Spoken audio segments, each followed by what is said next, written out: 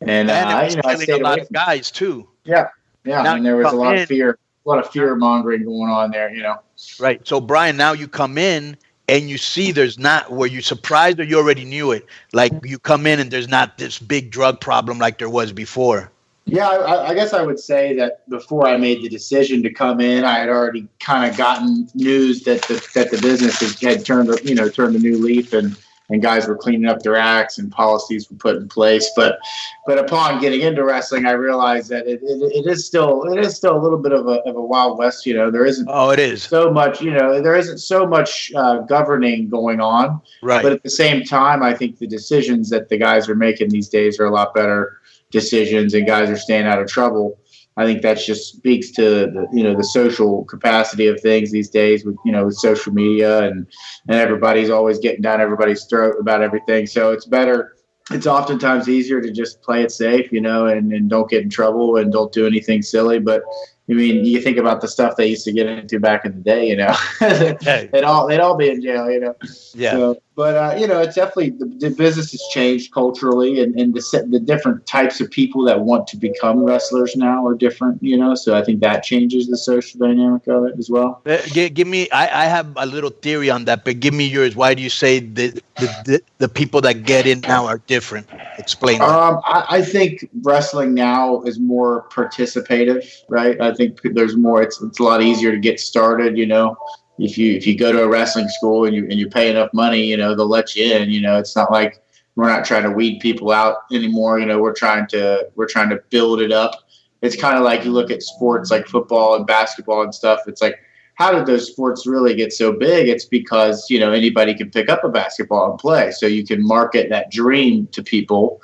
And when you market that dream, that creates, merchandise, that creates revenue, and it creates a big league. So I think the best case scenario is that pro wrestling is becoming more of a sport that you can kind of play in your backyard, so to speak, where back then it was more of a protected, like this is only for the elite athletes of the world and stuff. So now it's starting to build upon itself, where it's almost more profitable to go out there and start a wrestling school than it is to try and make it right now, because of just how competitive it is. Yeah, you're absolutely correct. It's very all inclusive now, where before you didn't see that many minorities, you didn't see that many women, you didn't see that many small guys. Now everybody's in on it, and it's really changed. And I also think, and tell me what you think about this, there's also seems to be a big crossover and a big component of, and I don't mean this in a non-derogatory way, because now everything has to have a little disclaimer. Yeah. But it's like, and I have a lot of friends that are the following that I'm going to state. Yet you see a lot of the gamers and geeks and nerds and the LGBTQ, all like real big fans, and a lot of them also you're seeing it in the dressing room, right? Mm-hmm. Would I be correct or incorrect?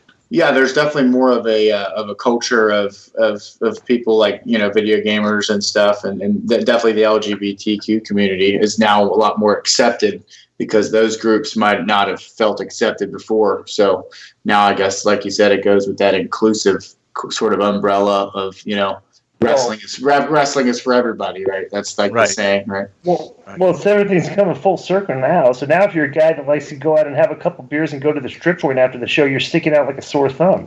It's like everybody these days likes to just go back to the room and have. But that's a problem I have with wrestling. When you get people, like too many people in the business, which really aren't. When the show's over, they're going home. You know what I'm saying? It's kind of like when the show's in town, and we're in the town, and we're out on the town. It's like we kind of leave a bigger footprint when we go. Something's happening. When we go out, like if we went to the strip joint after the show, and then went to the club and stuff, and if we went and rolled in the club with like 7-8 guys and a bunch of girls, the next time we come to town, it's like everybody talked about that. Oh, they're the wrestler guys who are in town and stuff. But when everybody just sits in the room and plays video games, it's like that's the worst thing now. Is these guys, because you're famous. Yeah. Believe me, I'm one of the first. I'm one of the first guys to round them up and see what's going on. Let me tell you. Brian Pillman's kid didn't do that. That would be a good deal. I almost feel like it's my duty. we have bumped into each other a couple times. I will say that he would have fit in very perfectly in our time, in our era. Absolutely. You know what I'm saying? I've seen him. I was with him at All In and stuff. It's like this. He's definitely one of the. That's the thing. It's like the definition of like the boys is changing. So there's kind of like the old school boys and there's like the new school boys. And being one of the old school boys, I'm telling you, is just fire. If you were to be the old, having some beers after the show, trying to hit on chicks and stuff, everything. That's just like You're famous. You're out. It's like you get to meet certain guys that are like that, and you know who your brothers are. You know who right. the guys are. Right. But then you got a lot of other guys. They might work a second job or something too, because wrestling isn't paying everybody's bills. There's going to be a large number of guys on the show that are working 2 jobs and wrestling and stuff, and they got to get back to doing what they're doing. But yeah, I mean, I've always been the proponent of, when we go out on the town or after the show, let's go out, let's at least get a few beers and see what's going on. We might not have to go straight to the strip club, but let's at least go out and talk to some girls and see if anybody wants to hang out. Some people right now, and I'm not going to single anybody out, but there's a lot more some people are much bigger fans than they are stars. And that's a big problem. There's just not enough guys that are going to go out there and just say, I'm just a star. You know what I mean? Like, there's too many guys on social media talking about all this wrestling they love. They have so much respect for this guy, and their favorite old-time wrestler, how many moves they took from them, and all my moves are from this guy. And it's like, we get it. You're a huge fan. But, you don't want all the other fans to just see that you're just a big fan. You know what I mean? You might want to be a little bit of a star. Bro, that's a big thing we talk about, Brian. I always say this. The biggest marks are in the dressing room. You know what I'm saying? And I'm a huge fan too, but I don't think we have to tell everybody that all the time, Right. Are you there, DI? Yeah, I'm here. Okay. DI. Yes, the mighty DI. That's what they call him, the mighty DI. At work, they call me that. At work, they call me Disco. Some of my other friends at work call me Double G.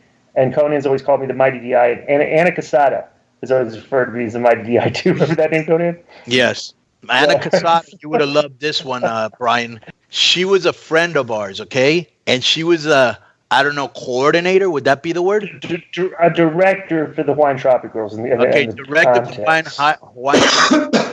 So all she ever did was hang out with Hawaiian Tropic Girls, okay? And she would bring them to the shows, so they would be like valets, or what would she bring them to the shows for? Or just bring them to shows. Either like if we could stick them on the show and send them out there, like have walk out, so we put them on. But if not, they just went out with us after the show. But that was the best part. That was the best part. Right. Yeah. She was as they were. Yeah, whenever we wrestled in Florida, if we went out to a club, we had Hawaiian Tropic Girls with us. So it's like, it's real, and they wear the sashes on them sometimes, so it look like, that's like, yeah, it's part of being a star, just hanging out with hot girls and clubbing and stuff. Yeah. Well, it's funny. I just worked a show in Wrestle Pro in New Jersey, and I had met this girl at a bar nearby, and she came up with her friend. And so I'm like, all right, a couple girls coming to the show.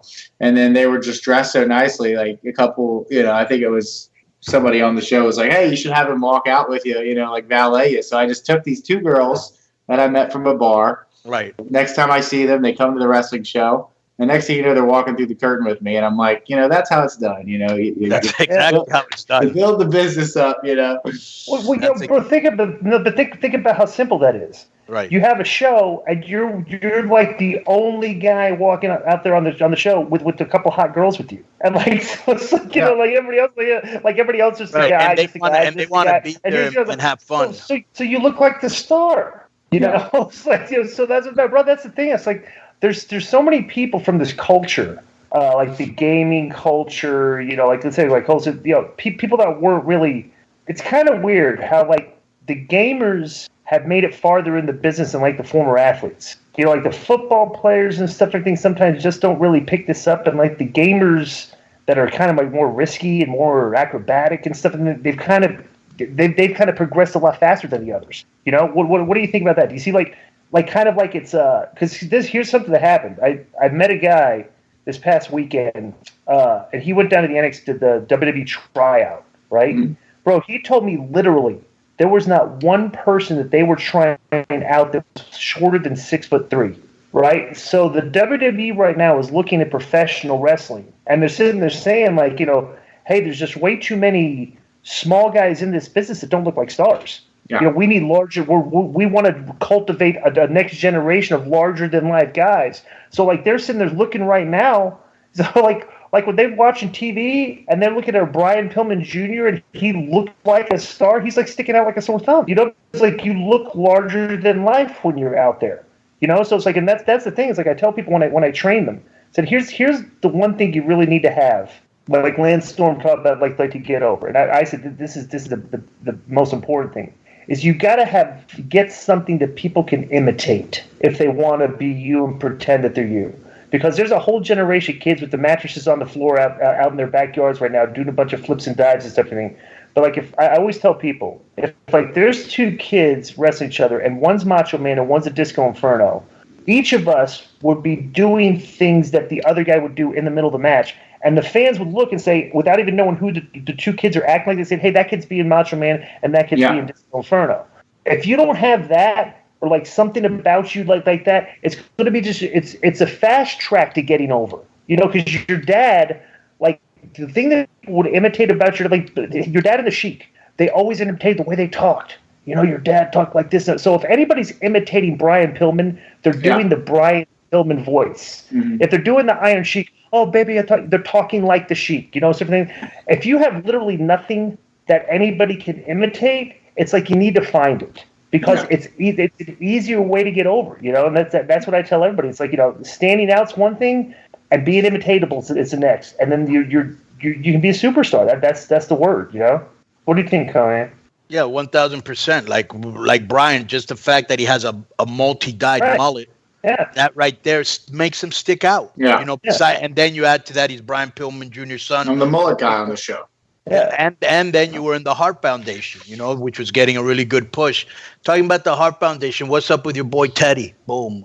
I want to say that you know, maybe after some disagreements, I guess, with MLW, he missed a couple dates and you know, maybe he's been getting in his own head a little bit about working with MLW. I don't know the specifics of why he was released. I know when he missed the show in Mexico, I really stood up for him and I went to court and I said, hey, he might be dodging some trouble down here, you know, just give him another chance and everything. And because I figured, you know, he probably didn't lose his passport, but he probably didn't want to go to Mexico for many reasons. You know, certain person down there he didn't want to see. Maybe he's trying to stay out of trouble. You know, maybe he's playing it smart.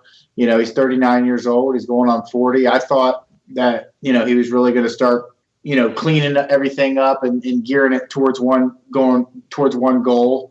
But I think he just got a little distracted, and I don't know. You know, he's been seeing a girl now, and as we all know, girls are usually the downfall of men. So they always slow you down your push or something.